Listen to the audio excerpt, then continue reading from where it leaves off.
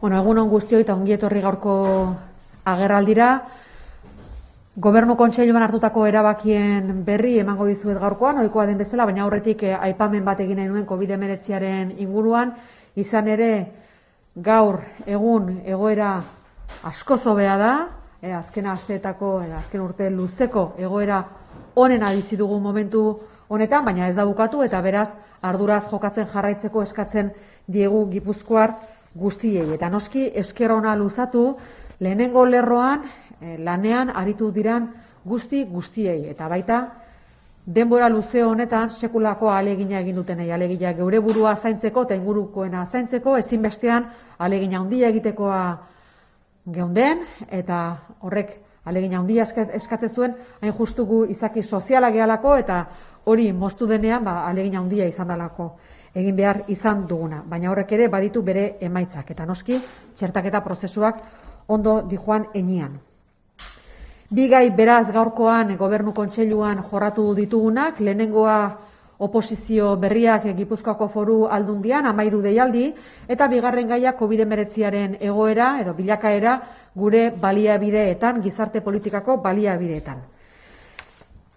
Lehenengo gaiari eutsiko diot, gaurkoan Gobernu Kontseiluak 13 deialdi onartu ditu, 86 plaza eskainiko ditu, epe prozesuetan, Gipuzkoako Foru Aldundiko hainbat zerbitzutan.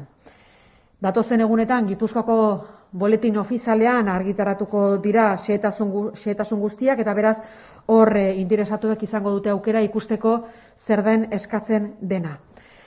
Bai esan, hautapen probak ez direla hasiko 2021ko abenduaren 1 baino lehen. Plazen berri emango dizuet, izan ere garrantzi handikoa da, bai gure erakundearentzat eta baita oroar herritar eta bertan lanean daudenentzat ere. Aurretik aurreikusita zauden, baina palazauen berri eman nahi dizuet.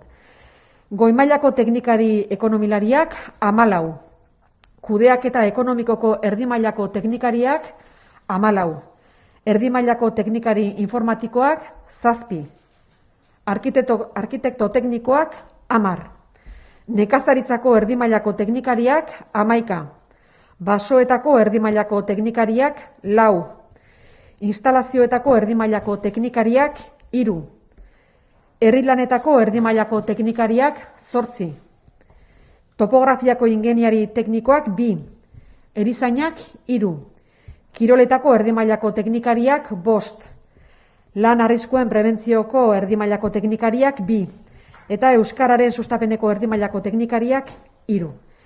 Gogoan izan, 13 deialdi hauek 2018 amaieran onartu zirela, balakizute epeak onartu eta gero 3 urte ukitzen ditugula epe horiek aurrera eraman dela izateko, guztira 301 plaza ziren onartu zirenak garai hartan, eta ordutik hona epeak egiten aitu gara. Horietako asko jadanik Foru Aldundian lanean daude, horien berri ere eman dizuegu, batipat azkeneko boladan.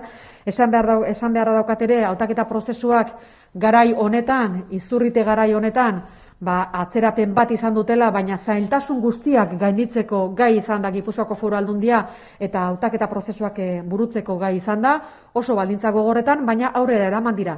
Beraz, zoriondu nahi nuke gure zerbitzua, funtzio publikoko zerbitzua, hain zuzen ere, konpromiso horiei eusteko eta emandako hitzari eusteko egindako ahaleginagatik. Pentsazazue, zer den hautaketa prozesu bat burutzea egoera honetan oso zaila. Baina hala eta guztiz ere aurrera eraman dira eta beraz konpromiso horri eutsi diogu. Bai esan, gaur 13 deialdi direla onartu ditugunak eta udazken aldera beste 8 deialdi egingo ditugula, honen berri emango zaizue, egutegia ezaguna da, gure web orrian zintzilikatuta daude, eta guztira gaurko 13 deialdi, 86 plaza eta udazkeneko 8 deialdirekin guztira 280 plaza baino gehiago eskainiko ditu Gipuzkoako Foru Aldundiak aurten. Bai esan, urteroko epeak onartzen ere jungeala, alegia legeak ahalbideratzen zuen neurrian bestelakoak ere sortzen jungerala, beraz, prozesu bizia da, guk aurretik emandako hitzak, bestelakoak ere gehitu dira, eta prozesu honekin aurrera jarraitu dugu. Noski, EPEk sekulako garrantzia dute Gipuzkoako Foru Aldundiarentzat, horren berri badaukazute, egonkortasuna hobetzeko eta bitartekotasunari baita ere muga jartzeko.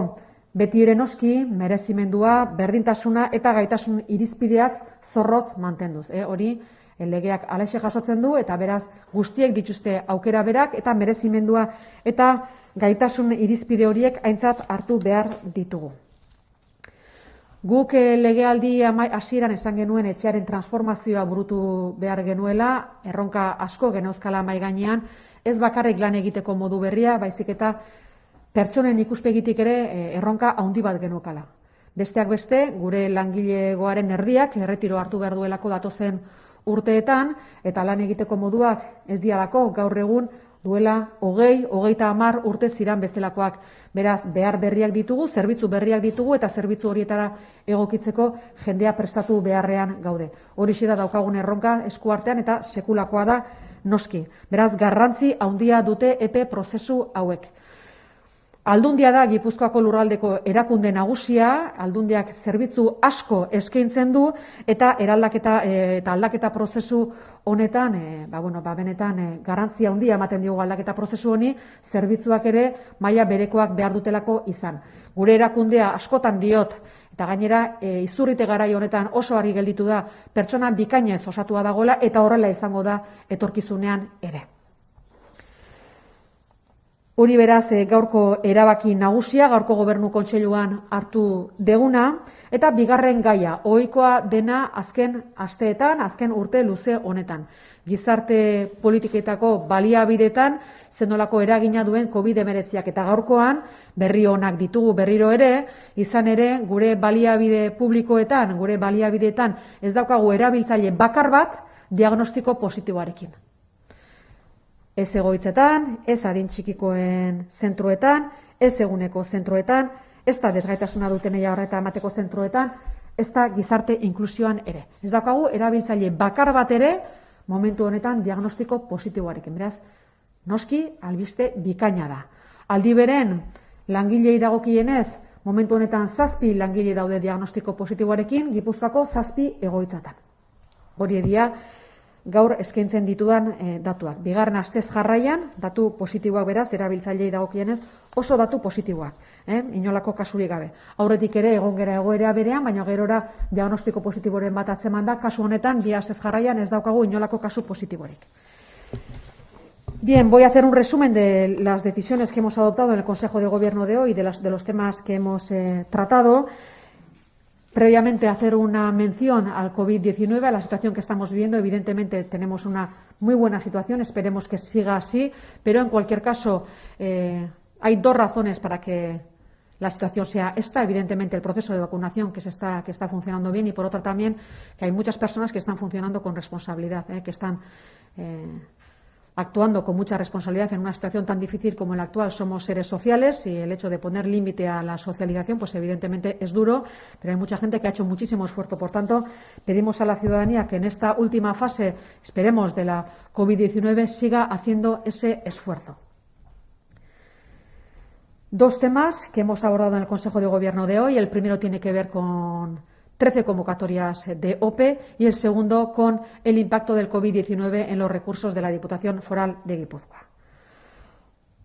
OPEs, ofertas públicas de empleo. El Consejo de Gobierno de hoy ha aprobado la convocatoria de 13 procesos selectivos de las OPEs de la Diputación. En total son 86 plazas de empleo público. Es un hito muy importante para la Diputación Foral de Guipúzcoa, que a final de este año también aprobará otras 8 convocatorias. En total van a ser más de 280 plazas las que vamos a ofrecer en la Diputación Foral de Guipúzcoa. En relación a estas 13 convocatorias, 86 plazas, todos los detalles se publicarán en el Boletín Oficial de Guipúzcoa en los próximos días y tendrán más información al respecto. Decir que todo esto viene del año 2018. Saben que durante muchos años hubo prohibición de convocar OPEs. En cuanto esa prohibición se levantó, aprobamos ya en el 2018 luz verde a más de 300 plazas. Desde entonces hemos ido dando luz verde a muchas de ellas. Hay mucha gente que se ha incorporado ya a la Diputación Foral de Guipúzcoa, otras que están en proceso, y estas nuevas convocatorias para mucha gente también, insisto. La Diputación, por tanto, está apostando de verdad por las OPEs porque es la principal herramienta que tenemos para poner freno a la interinidad y también, evidentemente, estabilizar el empleo y los puestos de trabajo en la Diputación Foral de Guipúzcoa. Siempre respetando escrupulosamente lo que dice la ley de igualdad, mérito y capacidad.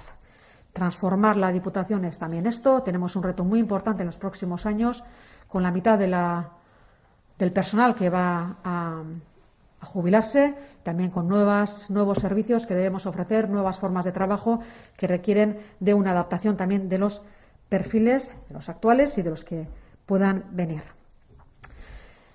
La Diputación es la principal institución y, por tanto, esos servicios siempre tienen que ser de calidad y, en ese sentido, las OPE son muy, muy importantes.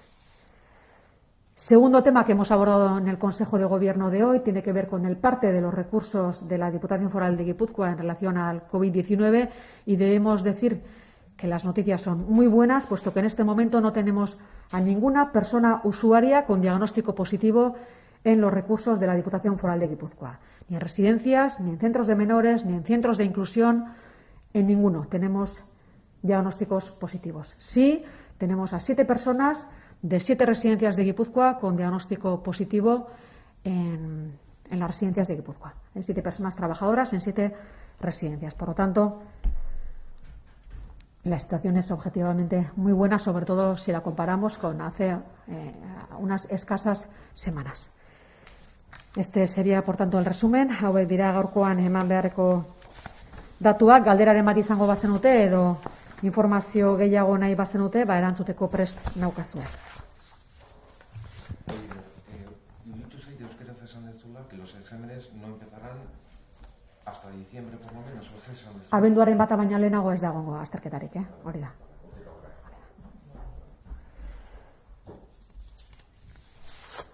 Bueno, yo te quería preguntar por los peajes, sí. Si hay alguna novedad, si ya se ha publicado la sentencia famosa esta en el boletín, ¿qué sabéis? No se ha podido publicar en el Boletín Oficial de Guipúzcoa, puesto que no ha llegado la orden del Tribunal Superior de Justicia del País Vasco de que eso se lleve a cabo. Por tanto, no hay cambios desde la semana pasada. ¿A qué se debe tanto retraso? Nosotros teníamos una hipótesis la semana pasada y, bueno, eso deberá decirlo el propio tribunal.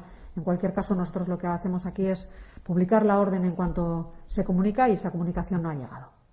Insisto, a partir de ahí sería hacer hipótesis. Bai, aurreko astetik ez da inolako aldaketarik egon, izan ere auzitegiak ez du komunikazio hori bidali Gipuzkoako Foru Aldundira argitara dezagun sententzia hori, beraz horren zai jarraitzen dugu. Sententzia irmoa, aurrekoan esan genuen bezala, baina publikatzeke epaitegiak ez duelako agindurik eman. Eta egoera berean jarraitzen dugu, ez da agindurik iritsi Gipuzkoako Foru Aldundira. Horri lotuta azkeneko galdera. Baloraziorik egin nahi duzu hiruren salaketa edo tramitera onartu duelako epaitegiak, horren inguruan zerbait esateko edo?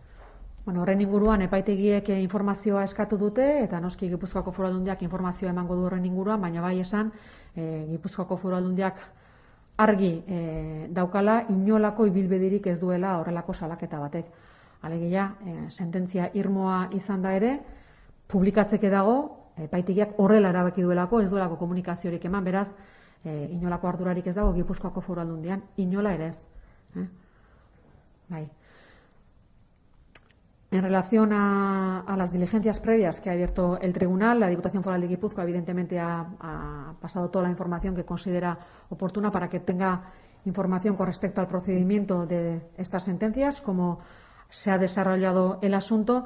En cualquier caso, consideramos que no tienen ningún recorrido, puesto que la sentencia, aunque sea firme, no se ha llevado a cabo por la imposibilidad, puesto que no se ha publicado, porque falta la orden de los tribunales. Es algo impepinable en estos casos, para que entre en vigor.